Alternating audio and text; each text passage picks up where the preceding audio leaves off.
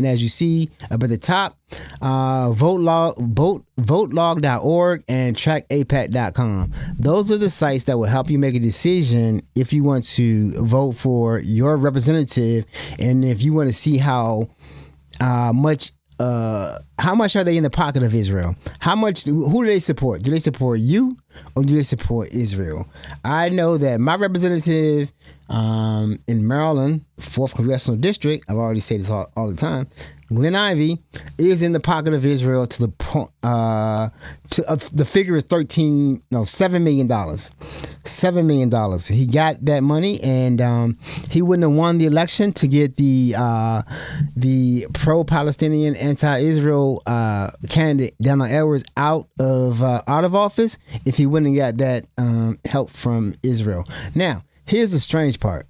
We just got a post on Rogue DNC about Planned Parenthood. Planned Parenthood endorsed Glenn Ivey, right? So I've got to think that some of that money went to Planned Parenthood for them to endorse Glenn Ivey. Because why? Because that's not making any sense.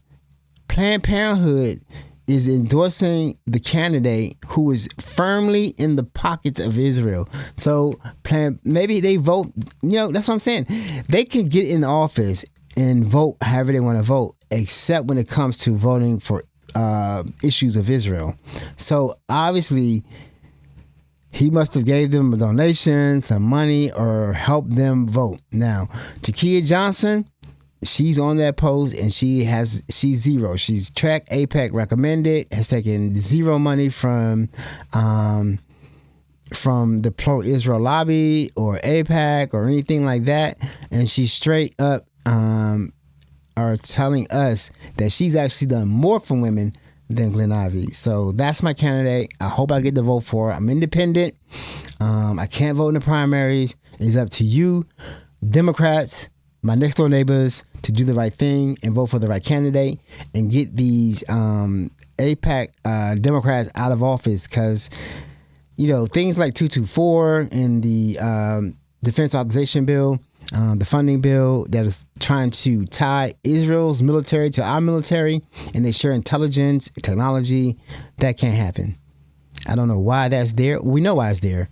Another pro-Israel Republican in Texas slid that into the bill. And luckily, I think Ro Khanna and Thomas Massey are on it. Ro Khanna is the one that actually can get it before it gets out of committee, to get it out of the bill, because it shouldn't be there. It's amazing that we have to pay attention every day, and that's why I have these websites up here, because you need to really, you have to decide, right? You have to decide because most of the candidates have taken money from Israel, but like I say, on the votelog.org, they do grade the politicians, the representatives. They grade them on how pro-Israel they are, or how pro-Palestinian they are, and that, for me, that's the litmus test, because that tells me if you're a person of character, if you believe that women and children shouldn't be killed, if you believe that non-combatants shouldn't be killed, if you believe that whole neighborhoods shouldn't be flattened and bombed, then you're going to be pro-Palestine. And you're going to believe that the genocide happened and is happening, and you're not going to be afraid to talk about it. Once I see that you are, then I know where you stand, and it's not with us, it is with a foreign government. Period. And that's what the problem that we're having now, right? So the thing about Jasmine Crockett that happened last week, I came out and said something about it. She's only taking like $4,000. You can look her up on Track AIPAC or votelog.org, and you'll see that the money she's taking isn't that much. Now, she is a bit pro-Palestine, because she's voted for some bills that benefited them in a way that helped them with the genocide. But all of them have, really. No, I can't say all of them have. The progressive ones hadn't. AOC, Warren, Bernie, they haven't. because they understand. They actually understand what's going on. They try to tell us, but we don't listen. The DNC is junk, trash. They got to get that guy out of there, the leader, because he's a empty suit and a liar.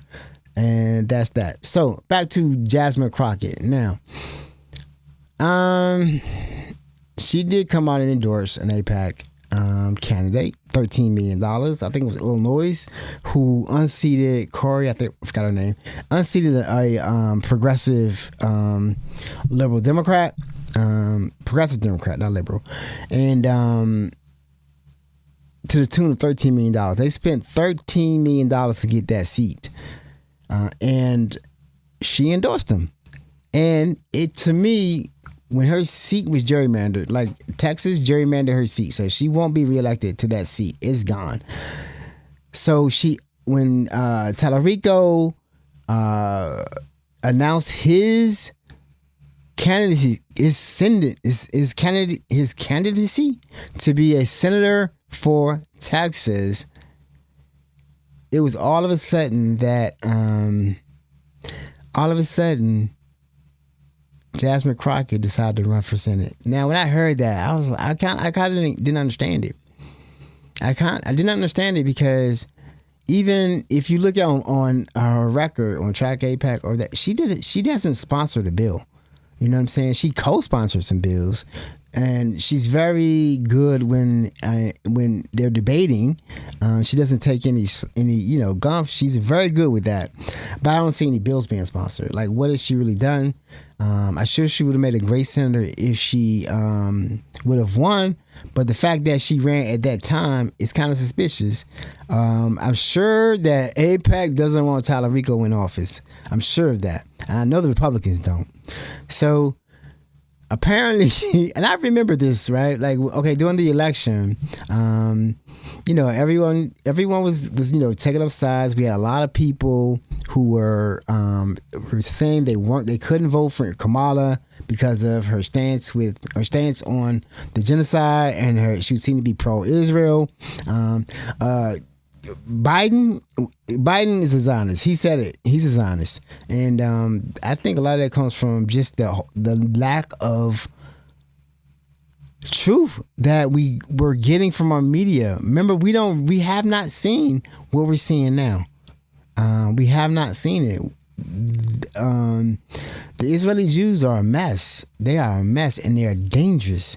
So there was everybody knows Amanda Seal. Amanda Seal, I followed her. I liked her in the beginning. She's very brash, but she was, and I actually unfollowed her during that time because she was just like, these people are pro-Palestine. I remember saying that.